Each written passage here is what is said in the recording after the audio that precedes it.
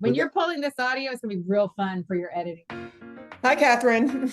Hi, Liz. How are you? I'm good. I'm at a conference in sunshiny Orlando, Florida. It is 85 degrees outside and just about perfect. So we're going to go Wow. outside in a minute and I'm going to go Yeah, outside. I'm just here by myself. I'm going to go sit outside by myself in a minute in the warmth. And that yeah, sounds glorious. The we miracle of are. technology. Oh, yes. Where are we this week? We're in the kind of heavy, no, very heavy section of John's story here, because we're There we almost to go. the end. We've almost made it all the way Yeah. to the end. Can you believe that? And No, I know. amazing. And spoiler alert, I was working on the worship series for after Easter, because Easter will end obviously with the Easter story, which is almost the end of John. And we're going to be looking at resting. What does resting look like? Oh, wow. I think Yeah, I can't answer that question right now. I Ask know. me again later. So we're gonna get through this. We're gonna get through the crucifix. We're gonna get through the crucifixion and get to the fun stuff. Um, so today we're looking at the crucifixion. So we're in John chapter 19, 19. and All we right. we left off with Pilate and Jesus having an argument about what is truth. Pilate Right. trying to trap Jesus into admitting or confessing to being the king of the Jews, and obviously that didn't happen. And Right. so we're not reading the little passage that happens in between where Pilate gives them the option to choose Jesus over Barabbas, set Right. Jesus free over Barabbas. Um, and so Pilate really does wash his hands clean of this whole situation. Right. Right. I've noticed that. Like he is quite the politician all the way through, right? He knows how to keep his hands clean, Uh-huh. but still get the job done, which is fascinating. Yeah, I mean, he's totally passing off any responsibility for Uh-huh. this Uh-huh. at Uh-huh. all. And we don't get the dream from Pilate's wife in John's gospel, but Mm. in another gospel, and I think it's in Luke, um, it's Pilate's wife who convinces him not to do this because she has a dream. Oh, yes, yes, yes, yes, yes. And so Yeah. it's interesting. John doesn't want to get him off the hook, Right. Right. which is a little bit noticeable because in John's gospel, the women are the one who seems to know what's going on. Yeah. They seem Yeah. to, it's like it's always the women who tend to see Mm-hmm. Jesus the most. And I think it's maybe just because they're on the outside of society, because it's like all of the people who seem to get Jesus are the Right. ones who are outside of the power structure. Mm. So it's interesting John chose to let Huh, that out. it So, is. I yeah. didn't, I wouldn't have known that until now. Look at that. Learn something new. Well, I mean, think about it. The man born blind, Yeah. Yeah. the crippled man by the pool, Yeah. the woman by the Yeah. well. It's the servants at the wedding. It's always the people who are outside of the existing power Yeah. structure. So John's main thesis in this whole gospel is that um, it's the people with power who are the ones to be wary of, Mm. because the people who end up killing Jesus are the government, the Roman governors, Right. and the Jewish authorities. Mm-hmm. And that the reason that they do this is because Jesus is usurping their position of power. And so that's his Right. whole thesis. Right. And so when we get to the crucifixion, what we see is the reversal of that a little bit. So I think Huh. that's what we're looking for. So do you want to read, let's see, 17 to through 21? Yes. All right. The soldiers took Jesus prisoner. Carrying his cross by himself, he went out to a place called Skull Place, in Aramaic Golgotha. That's where they crucified him. And two others with him, one on each side, and Jesus in the middle. Pilate had a public notice written and posted on the cross. It read, Jesus the Nazarene, the King of the Jews. Many of the Jews read this sign, for the place where Jesus was crucified was near the city, and it was written in Aramaic, Latin, and Greek. Therefore, the Jewish chief priests complained to Pilate, don't write the King of the Jews, but this man said, I am the King of the Jews. Pilate answered, what I've written, I've written. Mm. Yeah. So what do we notice about this? John's versions, the crucifixion is the only story that appears in all four gospels. Hmm. Um, because we don't get a birth narrative in Mark, and we don't really get a birth narrative Oh, in right. John either. Right. Um, and so this is it. This is the only one. So what do we notice about that's different about this story than maybe the one we have in our head? I don't have the um I don't have the like writing, the written and the focusing in on having written this statement above Jesus. It's almost like what is it, an inscription of the crime committed that they've Hmm. like stuck over top of him. I don't That does Yeah. not stick out of my brain as something that I remember hearing in the crucifixion story over, my childhood. Yeah. So one of the things we have to be careful with is anytime with the crucifixion and with the birth story, what we tend to do is we tend Right. to smash them all together. Um, Right. Yep. and that's Yes. been happening since the beginning because way back in the third century, um, somebody wrote a book called the Didache, which was all of the gospels jammed together. It's what they did. They literally just took all the gospels and Oh, put them together. Um, huh.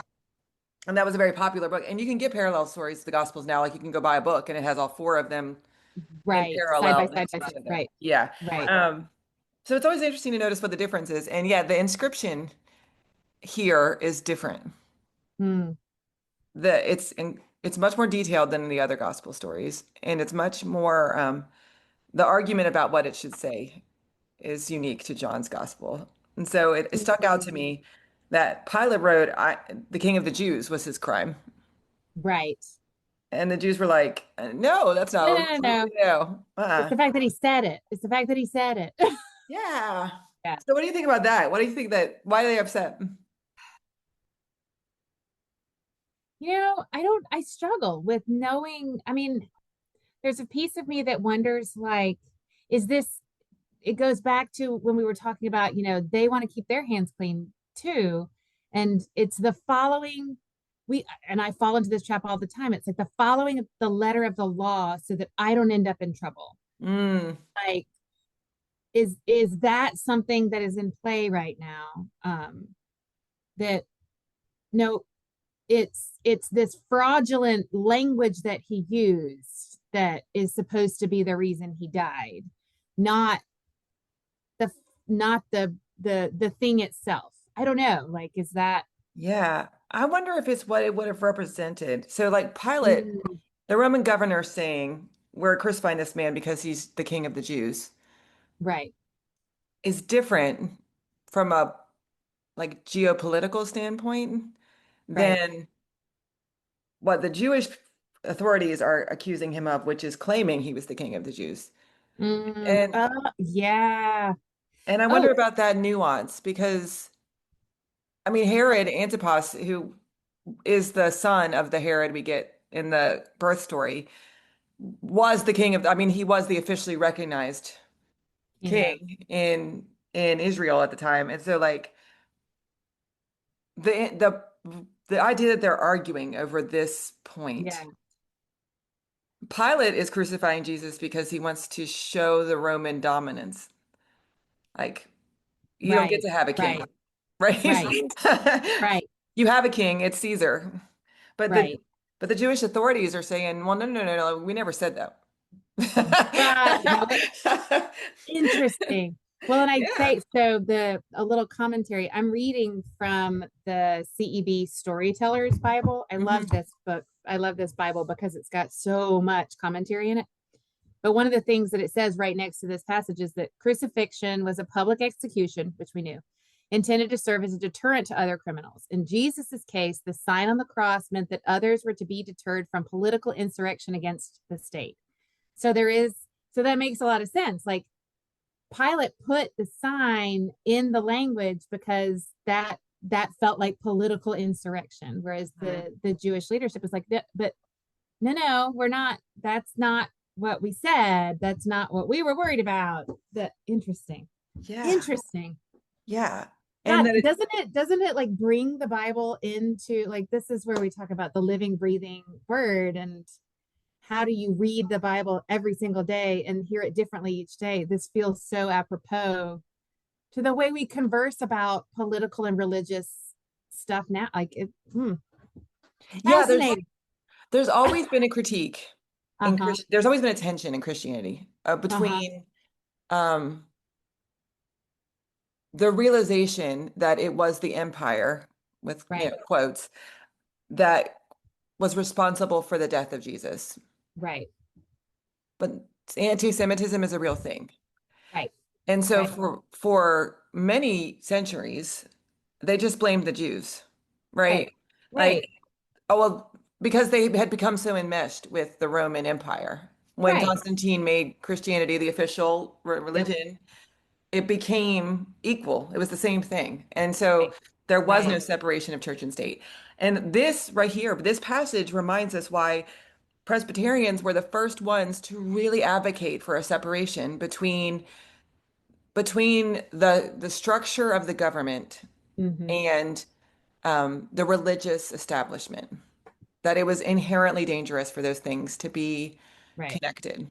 And that's what this passage is like. That's what I get out of this is like, Hmm. this is what happens when you combine the power, the religious authorities and the power of the government together, Right. is that it justifies violence. Yeah. Yeah. There's nothing that can top it when you Hmm. get it on that scale, right? I mean, like, hmm. Well, that's what I've always was like. The government are the only people who are allowed to use violence. They have permission to use violence. Right. And Huh. like we Yeah. really want them to. Like that's why we have police officers and Right. like Right. Right. Right. Right. Right. there needs to be somebody who's able to do that work. But it becomes really dangerous when it becomes Mhm. enmeshed with, In God's name, yeah, exactly. holy And war, yeah, right? I mean, we saw that in the Crusades, right? I mean, yeah, I mean we can name any number of things. The right. Protestant Reformation, that's essentially what it was an attempt to separate the church from the state. And the Scottish Reformation, where the Mm. Presbyterian Church comes out of, was entirely because the king was trying to tell them how to worship. Yeah. He said, Huh. "This is, Yeah.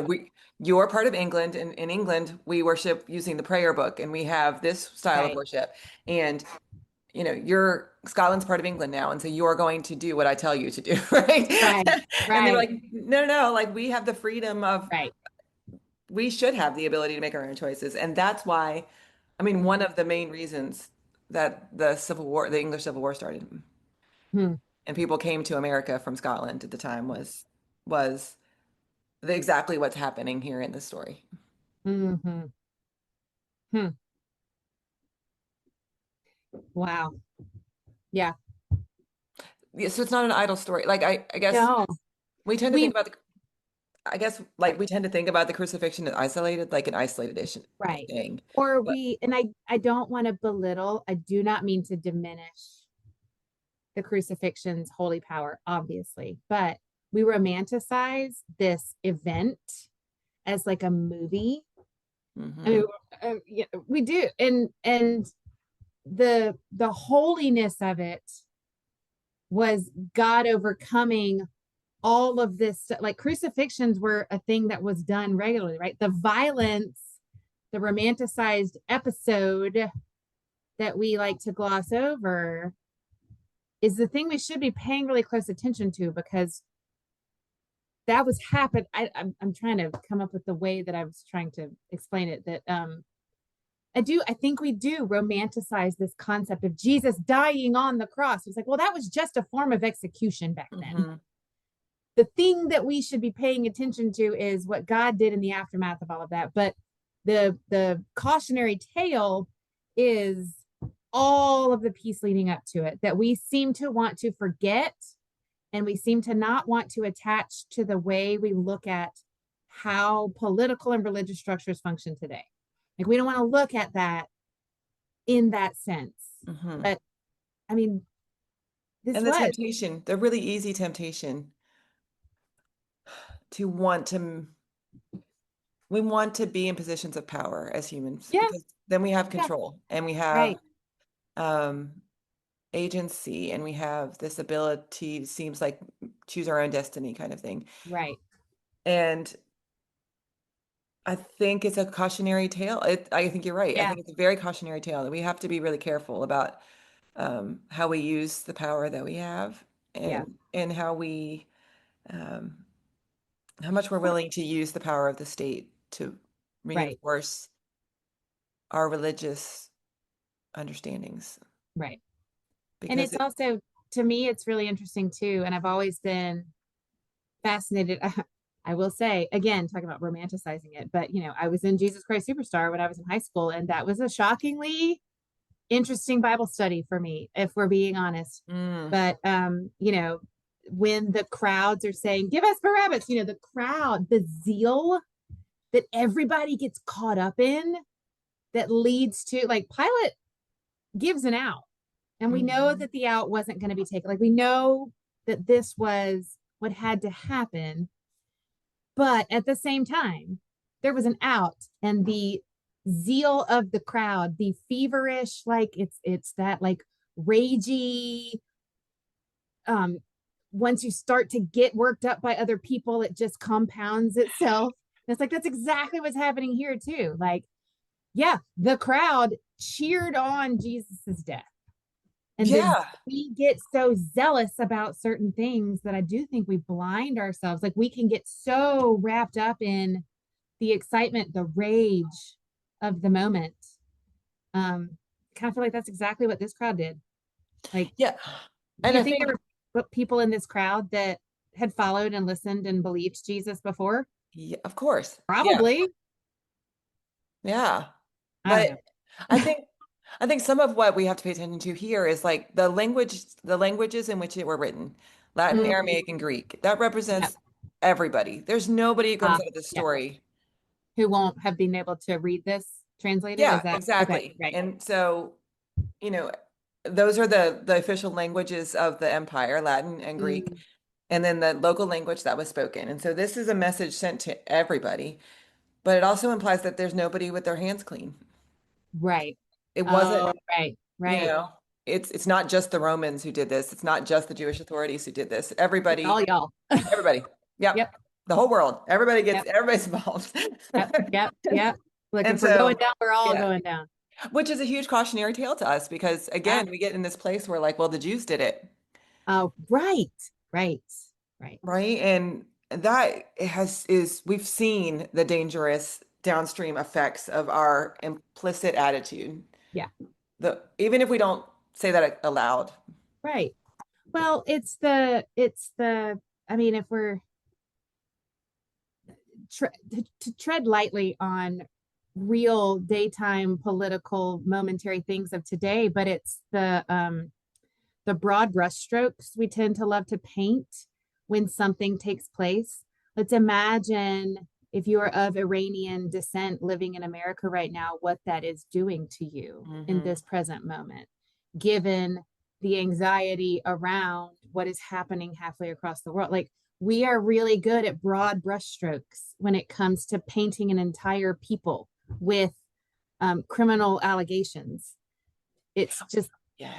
you know, And it mm, spreads. I will never yeah, forget when 9/11 happened. I was sitting with yeah, um, my friend Khalil, who is from India, hmm, um, dark skin. I mean, dark skinned Indian, yeah, yeah, um, incredibly devout Catholic.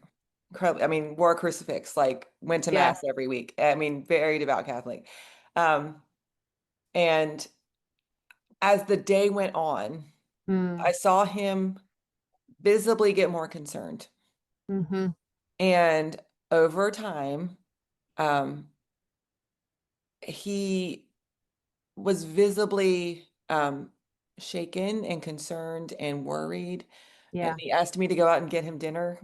mm, Um, and I couldn't figure out why. I was like, well, he's from right, India. I mean, like, right, yeah. right, right. But he was brown in the And moment. Yeah, yeah, and he eventually we talked about it and he was like, well, I've already had people yell at yeah, me. yeah, And there was no he was not Sikh. He didn't have right, anything that caused him to look anything at all like the folks who right, did it, right. who actually committed the crime. But it was enough that he looked foreign, Yeah, you yeah, know. Um, And that is a condition that has affected our hearts Oh gosh. Yeah. since the beginning of time, right? Yep. And John so, had a similar experience with a man who was Muslim that he mm, was a colleague of when we lived in Richmond. And it was a few years, a number of years after 9/11, but still the unrest with the Middle Eastern community, with anyone who wore a hijab or who looked. And the man asked John, he asked him over to dinner one night and they got together. And I mean, just lovely, lovely people, he and his wife. He asked John if John would go to the bank with him mm, to withdraw money because every time he went to the bank to withdraw money, he got questioned. And it's like, this is the reality that I will never know and understand because I don't look the part. But my gosh, how easy humanity gets into that cycle. It's yeah. heartbreaking. Well, and we see, I mean, we see the downstream effects of the Yeah. anti-Semitism that's rooted in how Mm, we read this story. right. At the beginning of this conference, the first speaker was Rabbi Sharon Rouse. She's from LA. Mm. And she wrote a book about innovation and creating community. But the very end of the story, she was like, she just wanted to tell us like a personal story about her experience with being Jewish in California, where there are it's a large population. It's not, like you're not singled out, but she was like, this is the downstream effects of this is that people really believe that the Jews have a space laser that can control the weather. Wow. Right? And that they can control the weather and they can make it rain. And so if it rains on your wedding day, it's because of the Jewish space laser, right? And they did a survey and there's 1 million people in the United States who believe this. That's a Goodness. lot, Yeah. right? Yeah. Yeah. So this is not an idol. It's not an idle Right. Right. conversation. It's something we always have to be guarding ourselves against. Are we hearing the totality of who is involved in this Yeah. Yeah. and how prone to violence we are as human beings? And Yeah. how much we need, apparently need is such a bad word to use, but I don't have another one, to other someone. Hmm. Somebody's got to be the other. Otherwise, how do I understand who I am? How Hmm. do I classify myself as good or bad if I don't have an other that I can put as bad? Yeah. Yeah. And yeah, that's where we are, right? That's, But we so totally let the Roman government off with the hook. oh, yeah. Yeah. Yeah. Yeah. Yeah. Yeah. When they're the ones who did it. I mean, at any point in the story, Pilate could have said, Yep. no, this Nope. isn't right. Right. But it had no issue, like he never did. So everybody is guilty. Yes. There's blood on all the hands, all the Mhm. hands. Yeah. So we're gonna read a little more. When the soldiers crucified Jesus, they took his clothes and his sandals and divided them into 4 shares, one for each soldier. His shirt was seamless, woven as one piece from the top to the bottom. They said to each other, let's not tear it. Let's cast lots to see who will get it. This was to fulfill the scripture. They divided my clothes among themselves and they cast lot for my clothing. So that's what the soldiers did. Jesus' mother and his mother's sister, Mary, the wife of Clopas, and Mary Magdalene stood near the cross. When Jesus saw his mother and the disciple whom he loved standing nearby, he said to his mother, here is your son. Then he said to his disciple, here is your mother. And from that time on, this disciple took her into his home.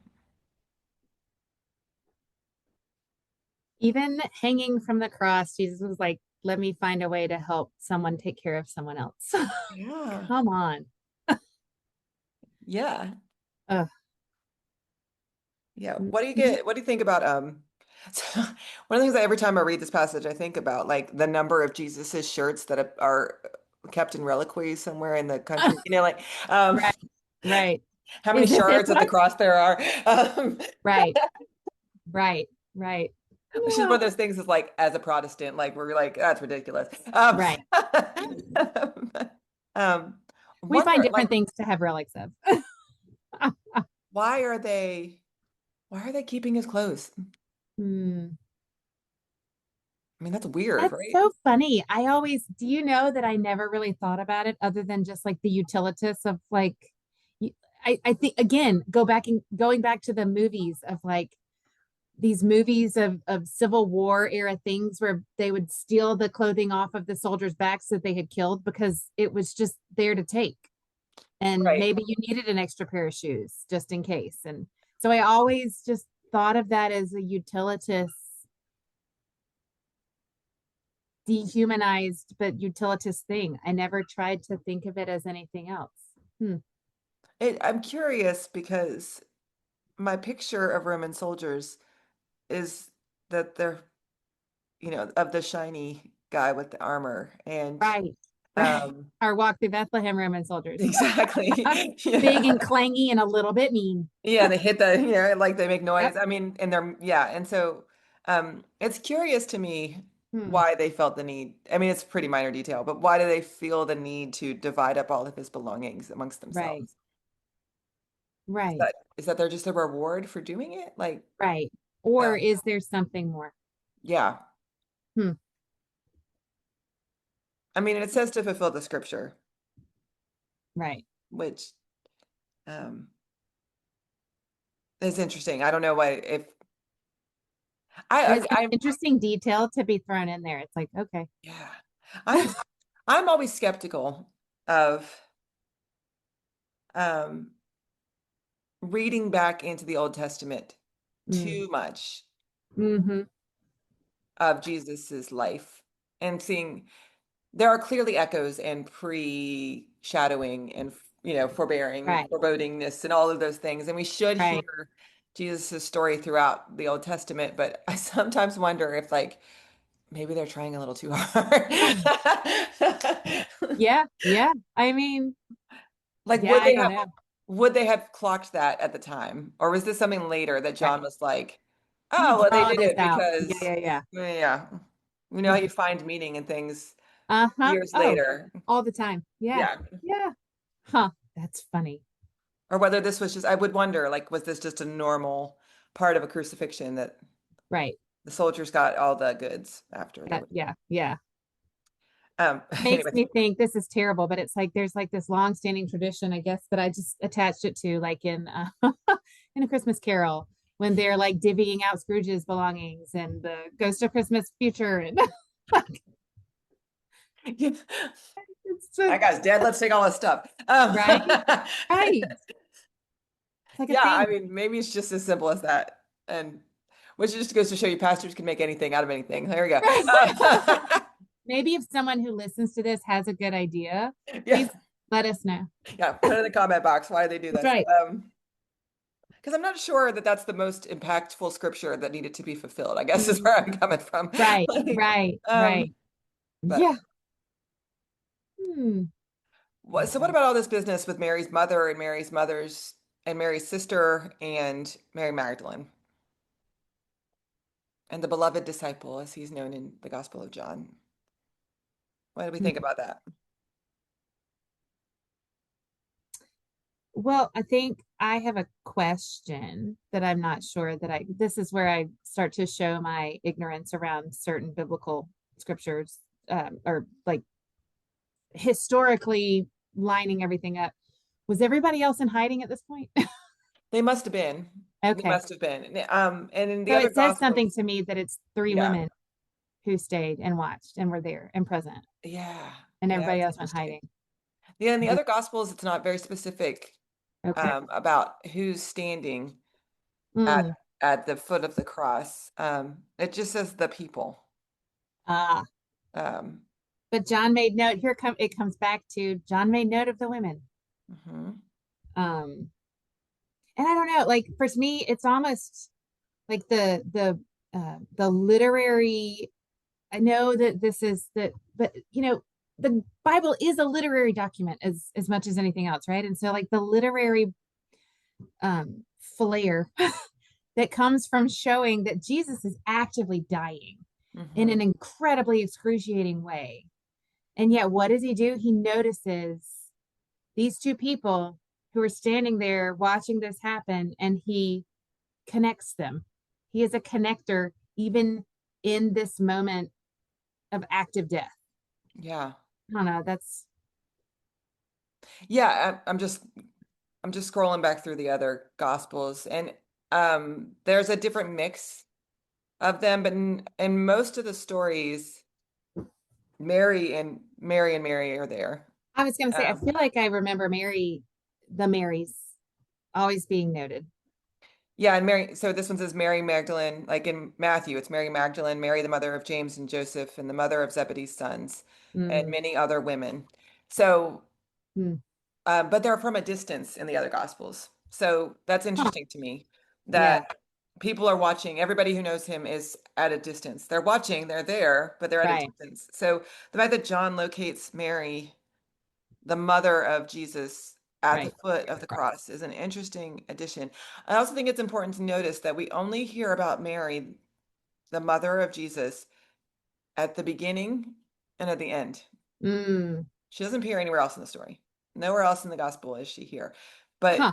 she's there at Yeah, the beginning of the ministry when she says, Jesus, it's time for you to get up and go at the right. wedding. And now she's Yeah. here at the end when it's time for Jesus to finish. Hmm. So it's very Hmm. that's intriguing to me. Like, what is John showing us here? And I think it's that this was the end. This was the necessary end to what began in chapter Mm. 2. Mm. Like, this was the only way this could have turned out. Right. And Mary's there to bear witness to both. I was gonna say, and it kind of to me, we get this picture painted that I've always struggled with and I've always been a little frustrated with. I'm like, can we not make Mary a little bit more humanly teenagery? Mm, Like I am sure she was scared out of her mind in certain, but there's this strength and conviction of faith that is put forth very, very strongly around Mary. And to think about a mother having the fortitude and the soundness of mind and faith to stand at the foot of a cross and watch a child be executed. hmm. That that says something to me as a mother. Like it hurts me to think about. Yeah. So they really, I don't know. I like that in a way. It almost makes me appreciate the author of John from the standpoint of recognizing the faith and the strength of the mother throughout this story. It also She's I she's think it talked also, about when it matters. Sorry. yeah, no, I was just, for me, it also emphasizes that Jesus needed his mother, Mm, right? Like mm, Jesus, the human who mm, was a son and a yeah. member of a family, needed his mother Mm, to be there. And I just, mm, it both breaks my heart yeah. and gives me a sense of comfort and peace because, like, it reminds us that all Jesus is really looking for, all Jesus is asking is this kind of relationship that he has with his mother, right? The kind of relationship. Yeah. And it almost makes me think about Mary being a stand-in. This is the parent who shows up in this story. We Ah, don't hear Jesus crying out for the Father at right. all. There's no talking to heaven. There's no Right. voice that comes from heaven like in the other gospels. The only parent that is present Hmm, in this story is his mother, hmm, which is hmm, invites us, I think, to think about um, God, mm-hmm. who we call the Father, in a Right. different way. Yeah. I I love this is probably not popular with some folks, but that's okay because it's my opinion. um, the mothering God. I mean, I think about just my own personal experience of my personality versus my husband's personality, and I am the one that carries the mental load, not because he asked me to, but because that is how I am. That is how I'm made up. Mhm. And I think about, God carries the load, and for some reason that feels like a uniquely, and forgive me, there are fathers, there are men out there who do this, but it feels somewhat uniquely um, motherly Mm, to hold the heavy. yeah, to show up, to just be Yeah, present when the yeah, hard things are happening. Yeah. right, right. Um, And that, again, that's I just did a broad brushstroke sure. paint women versus men, and that's not fair, but I note that and also still maintain my statement. Yeah. There are lots of fathers who That's right. are very caring, and but there is something different and unique about the relationship between a child and their mother. Right. Right. Um, not not better Right. necessarily. It's just different. Different.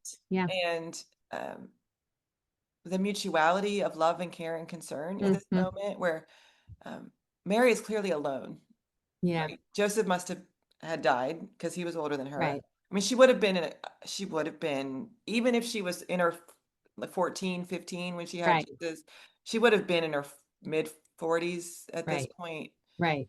possibly older. So in this Yeah. time, in this place, she would have been an old woman. Right. Um, and he was aware in that last moment that he was leaving her vulnerable Right. and alone. And so he gives her to this disciple that he Yeah. trusts with his mother. Like, can you imagine the amount of um, Wow. responsibility that Yeah. this Yeah. disciple must have Yeah. felt? Like, Wow. yeah. The mother of God is under my care now. Uh-huh. Yeah. Yeah. Oh, yeah. And he took her into his home. So, like, she became part of his household. And it didn't follow any of the rules. Like, there was no Right. levirate marriage here. There was no Right. um automatically giving to another son. I mean, Jesus presumably had brothers and sisters. That would have been Right. Right. incredibly unusual for him not to. Right. There's nowhere in the gospel that says Mary was a perpetual virgin. Um, Right. and so like it would be a normal assumption that he would have brothers and sisters. Right. And it's possible, I guess, that this disciple is a brother, Mm. but it feels like no, because why would Jesus have to then tell him, Right. This is your mother. this is your mother, take care of her, Right. right? So it's Right. breaking that whole structure down, and the whole Uh-huh. system is collapsing at this point, at least Hmm. from Jesus' point of view. Yeah. Huh. Upending the systems even to the last moment. Yeah, that was the problem. Um, Hey. all right, so here's the end of the story. After this, knowing that everything was already completed in order to fulfill the scriptures, Jesus said, I am thirsty. A jar full of sour wine was nearby, so the soldier soaked a sponge in it, placed it on a hyssop branch, and held it to his lips. When he had received the sour wine, Jesus said, it is completed. Bowing his head, he gave up his life. Oh, I just want to pause there for a second. This is an echo of the Good Shepherd story. Remember in chapter 10 when he said, the Good Shepherd gives up his life for his sheep? For his sheep. Yeah. Um, so this is directly referring, he gave up his life. They didn't take I it. was just about to Yeah. say, I love the language. I love the language. And I'd be curious to know, like, again, my momentary seminary experience where, like, nerd out and, like, what are possible other Greek translations to that phrase. But I feel like gave up is very intentional, right? Like, Yeah. it is the gift. It is not something that was being taken away. Yeah. Here's the completion of that gift. He is in control through this whole Yeah. process. There is Yeah. no, from the moment he steps into Pilate's house until he gives up his life, Jesus is in control of the process. Um, Right. I think that's really important to notice. Mm. So the word for it is completed is often translated it is finished, Yeah. but completed is a better translation I like it. because the Greek word is Right. teleos, which means like to bring to an end. There's a time Mm. component. So Okay. um, it is more of a like I've done what I've come to do, Right. and now it is done. I've done all the things. Right. And completed to me connotes like a process that has finished rather than finish just means end. Hmm. Like completed had to have had something that was happening before it in order to be complete, if that makes any sense. Yeah, and so what is being completed is the question, right? Mm. What The is fulfillment of scripture, right? uh-huh. So that, what began in the Right, beginning, right, the right. promise from God in the beginning, and ever since is now complete. That is, it has Right. been fulfilled. It has come to an end, the need for that. Um, Mm. I think about the incarnation, the promise that Mm. came when the whole purpose in the beginning of John, in the beginning was the Word, and the Word was God, and the Word was with God, Right. and God came to earth in order to show love to all, right? Right. And that job that he came to do now is complete. He gets to retire now. Right, right, right. Done all he can do for us humans. Yeah. Mm, yeah. And it's done willingly. Yeah. Yeah. It was the preparation day, and the Jewish leaders didn't want the bodies to remain on the cross on the Sabbath, especially since the Sabbath was such an important day. So they asked Pilate to have the legs of those crucified broken and the bodies taken down. Therefore, the soldiers came and broke the legs of the two men who were crucified with Jesus. When they came to Jesus, they saw that he was already dead, so they didn't break his legs. However, one of the soldiers pierced his side with a spear, and immediately blood and water came out. The one who saw this has testified, and his testimony is true. He knows that he speaks the truth, and he has testified so that you can also believe. These things happen to fulfill the scripture. They won't break any of his bones. And another scripture says, they will look at him whom they have pierced. It does feel like John is trying to like make sure that he has made the full and accurate case of the fulfillment of scripture Yeah, in this story. Like, yeah, let me remind you, exhibit A, exhibit B, exhibit C, check, check, check. We've got this. This is your rationale for understanding who this actually is, right? I mean, yeah. And one of the questions I get all the time is about the math of mm, of how do we get to 3 days oh yeah, to Easter? And this is the scripture really that gives us that, because preparation day would have been the Jewish day begins at sunset. right. And Okay. so this would have been essentially Thursday, I guess. I mean, it's Okay. our Friday because that's Right, how right, right, we think about it, but it would have been their, I mean, they didn't use the word Thursday, but it right. would have been, it would have been the day before The Sabbath Friday was Eve. happening. Yeah. This is Right, not on Passover. This is the day before Passover. right. And what's important to know about that is that the day before Passover was the day that the lamb for Passover is prepared. Ah, You can't cook on Passover. right. You can't cook on Sabbath, so you have to prepare the lamb the day before. So the fact that Jesus is crucified the day before the Sabbath Uh-huh. reinforces that The idea that Jesus is the necessary lamb, the sacrifice. sacrificial lamb. Hmm. Yeah. And that's Hmm. how the third day goes. So then it's Friday and then Saturday. And then on the third day, Jesus was resurrected. Okay. So Huh. that's how the math works. That's fascinating. I don't know that I ever bothered to ask. I get that question all the There time. we Yeah, go. yeah, Isn't that yeah. funny? Yeah, Oh, because yeah, we go, no, that is not one of my burning questions. we're like, well, he was crucified on Friday, and that's Sunday, and that's 2 days, Right. right? Right. Confused. So I, confusing. wow. See, this So, is why I didn't major in math. I never did that. Never did that math. all my friends Ah, who majored in math are like, apparently numbers don't matter anyway. They're none of them right. are real, so I don't know. Ooh. So there's a couple things that happen. Um, they come to break his legs, and he's already dead, which is an interesting because the two other people aren't. So clearly, this was Right. not the amount of time that they would have expected this to happen. Hmm. So they're surprised that, Yeah. and which goes reinforces that Jesus is in control of this process. Right. Right. Jesus died when he chose to die. It wasn't Yeah. ever Yeah. forced upon him. Hmm. And then Hmm. um, immediately blood and water came out. Yeah. Kind of gross, but interesting Yeah. detail. Why, Yeah. what do you think? Why do you think that's an important detail?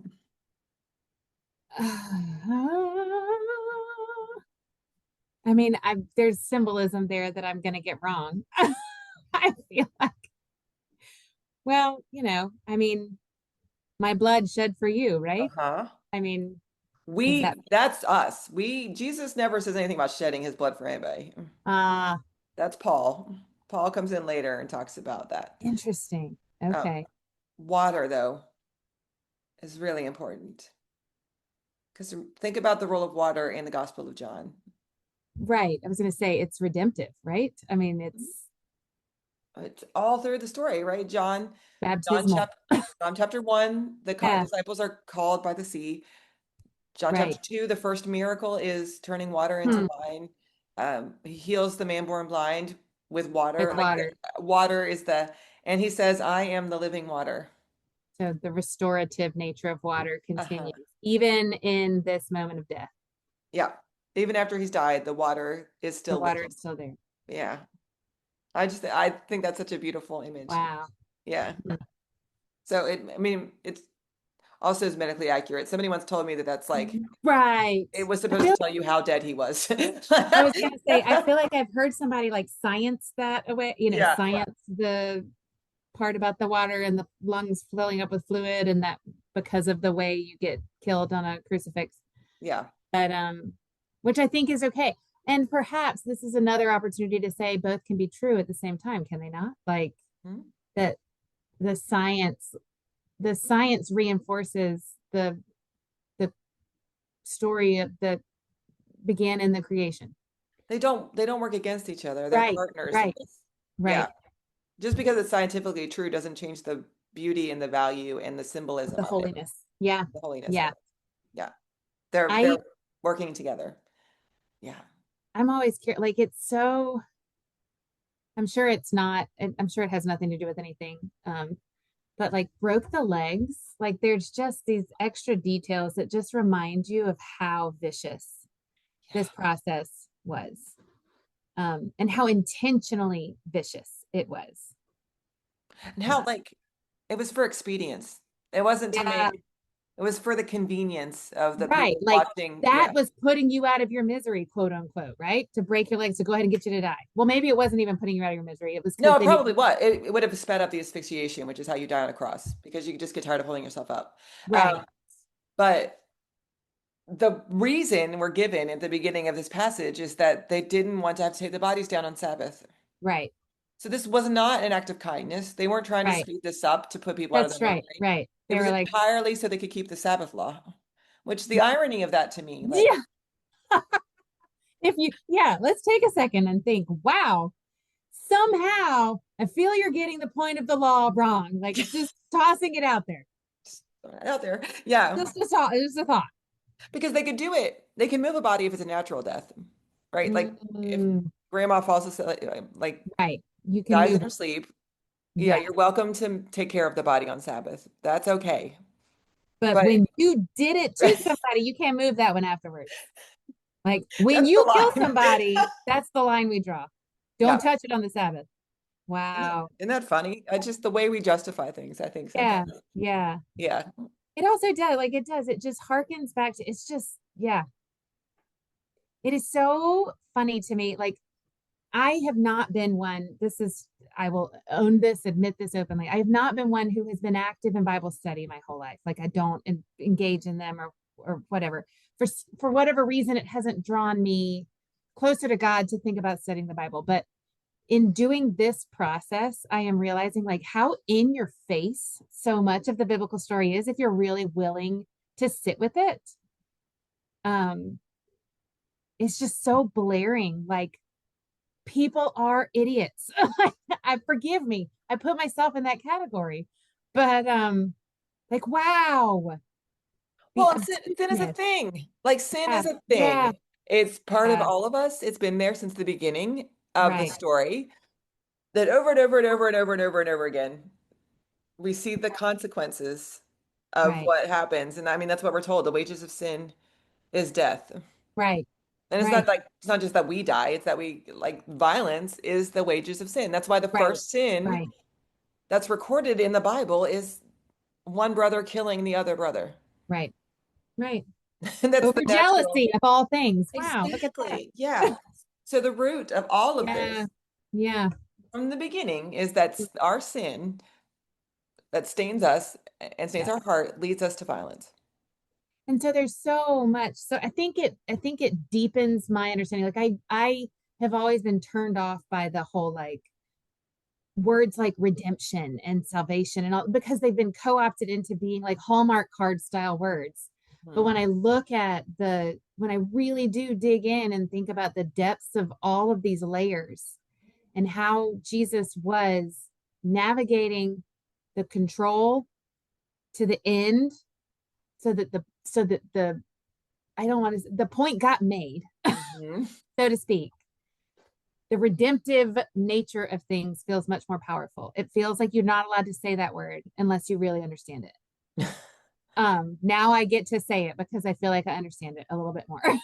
Yeah, it's a whole You know, different, I I don't know. think, of all the things. I mean, the Christmas story to some extent has um become painted through gauze for many of us. There's Yeah, a yeah, haze that we can't really yeah, see the real deep beauty of it. right.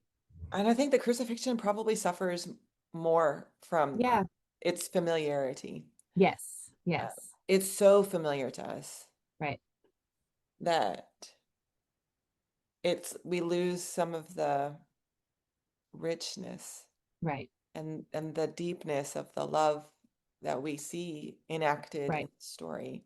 Well, and if we had to think about it from reality standpoint, it would be like, I mean, to me, I sit here and I think about like, I don't like having to read about and learn about and see photos of lynchings Hmm. from civil rights era South. And I think because it makes me uncomfortable and it makes me have to sit with my own um whatever's. I don't know, you fill in the blank, and really diving into this story, you have to sit with a lot.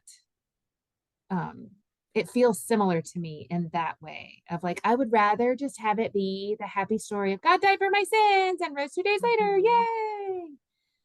But I think that that's some of my issue. I've always struggled with the ubiquity of the cross mm-hmm, um, as the yeah, symbol for Christianity. right. Um, It was the execution tool. I yeah, mean, just put that like it, yeah, yeah, and I get it. I understand it. I right, do. I mean, I know why.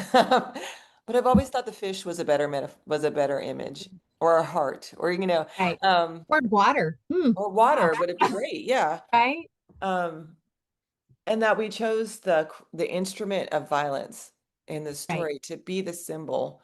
right. Um, Did that some as I sit here, there's a cross right behind me. yeah, so it made me think of Um, it. so, Yeah, but like, did we, as we are so good at doing, did we desensitize ourselves to the story because we glorified the very thing that was used? I don't know. mm, Does that make any sense? Like we, yeah.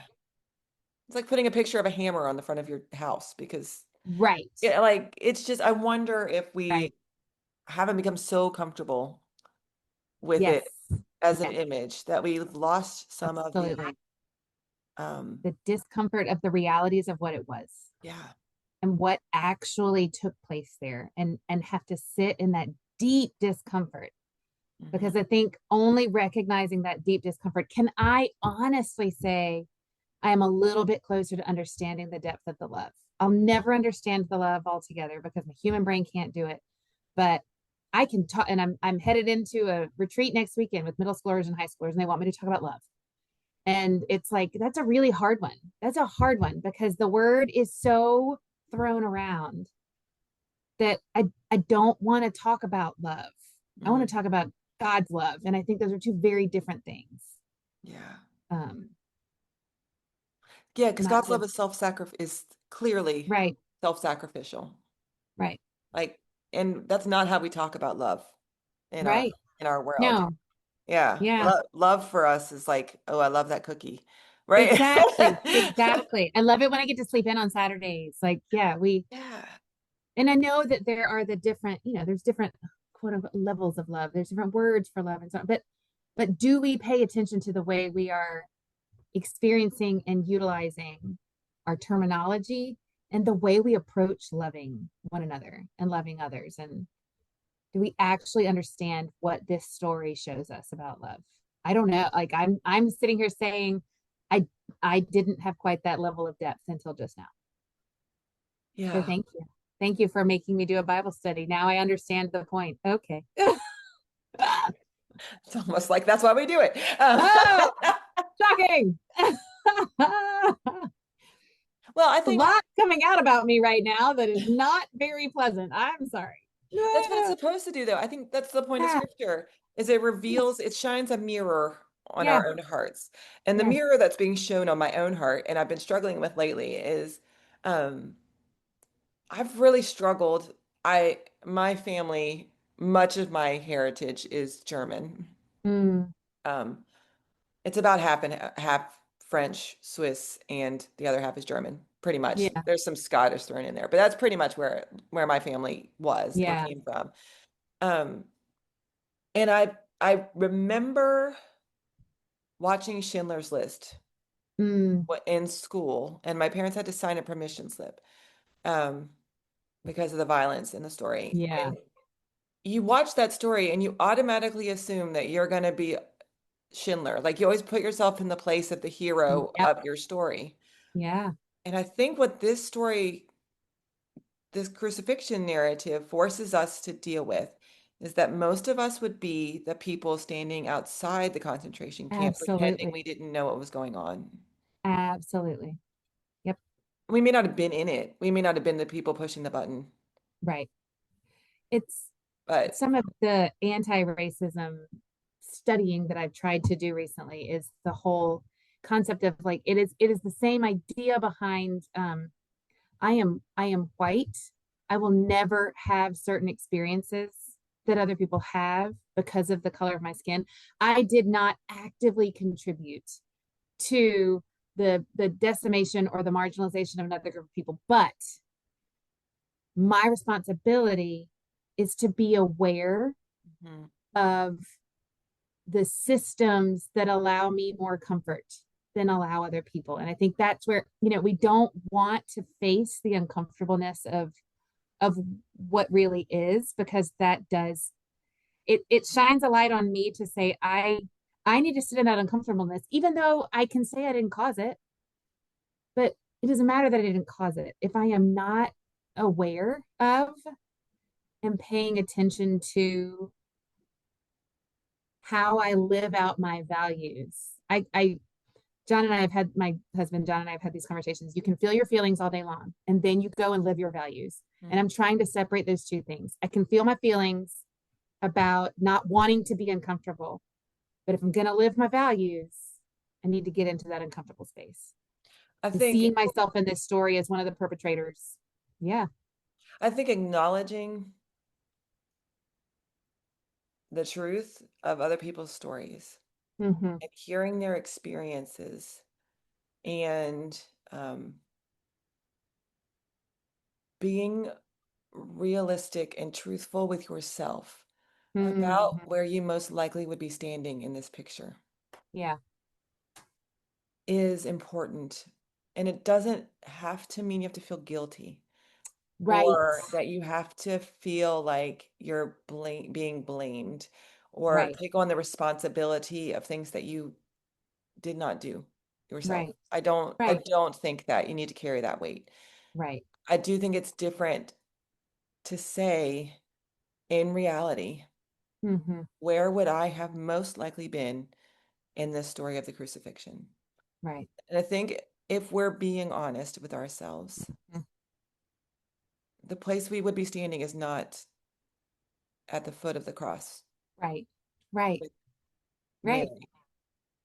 I We mean, would have if you been want to say you're a standing. weird disciple, like if you want to give yourself that Right. amount of like, well, I would have been brave enough to follow Jesus. Right. The Right. disciples are not at the foot of the cross. Right. They're not Exactly. there. That was what I was curious. Yeah. They're hiding. They're Possibly. hiding. Like, Probably. so you're either in the Yeah. crowd, most likely. You're either in the crowd that's saying, yeah, give us Barabbas. The worst he did was steal. Um, or you'd be hiding. I mean, Yeah. realistically, that's where you are. Yeah. And I think when we hear stories in history, we have to acknowledge where we would be standing Mm-hmm. most likely in that story. Yeah. And also remember that Jesus's death covers that. It makes it Yeah. possible for us to make a different choice moving forward. Well, and that I think that's to me what's so exciting about like really sinking your teeth into this and feeling it and saying, where would I have realistically been in this story? And so now that I am aware of that and I am aware of that redemptive nature of all of this, what am I doing with it to move forward? What do I use that for now? How do I make better decisions moving into the next phase of my life? Like, how do I actually utilize this faith that I now claim to understand? Yeah. And if this is what love looks like, if this is what Yeah, love looks like, which is caring for the vulnerable person in this story who is Mary, if right. love looks like relationships Hmm. um and willingness to do the hard thing to bring Yeah, things about, and if it looks like willingly giving up your life, yeah, that's a real challenge, I think, that we have to yeah, take honestly. We have to consider yeah, what are we willing, what in this story that of Jesus are we willing to commit yep, ourselves to? right. And And maybe it's just that, like, I was thinking about that, like, instead of like maybe, my commitment would be to be a little bit more like Mary, where I don't walk away when it gets hard. I mm, don't take my ball and go home when it feels difficult. yeah, When someone no longer likes me, I don't return in kind for tit for tat. That I just stay. I just stay because that is what is asked of me. yeah, and I think where I want to find myself in the story is as the beloved disciple who makes space Mm, for others, yeah, who welcomes someone into my metaphorical home, yeah, like um that's where I want to that's where I want to find myself in this story. yeah, yeah, I think we yeah, have yeah, I think when we're honest about where we would have been, yeah, like historically, or where we would be today if this situation happened, that gives us the ability to then make a different choice, like you yeah, said earlier. And so if where I would have been is hiding in a house, yep, then what I need to do is open the door yeah, and yeah, make that choice. And so that's an interesting huh, challenge, I think, for us is both recognizing where we are and right, recognizing what's possible for right, us to be. right. Yeah. We are about to be what we call Easter people. What do Easter people look like, right? Yeah. What do we What are look these like? people doing? Yeah. Yeah. So Hmm. that's what next Woo. time, next time on the podcast. Next time we're going to hear what happens when on the third day when um, the women go back to the tomb to finish their tasks, and Hmm. where do they find themselves? Where do we find ourselves in that story? I think that's interesting. We're going to see how we Wow. can hear the Easter Yeah. story over again, brand new. So, Ooh, I'm gonna think on that. I'll be ready. Yay! yay! Thank you. These podcasts will always be free. However, if you find them meaningful and would like to consider supporting our online outreach, you can donate using the link in the description or at wakeforestpres.org.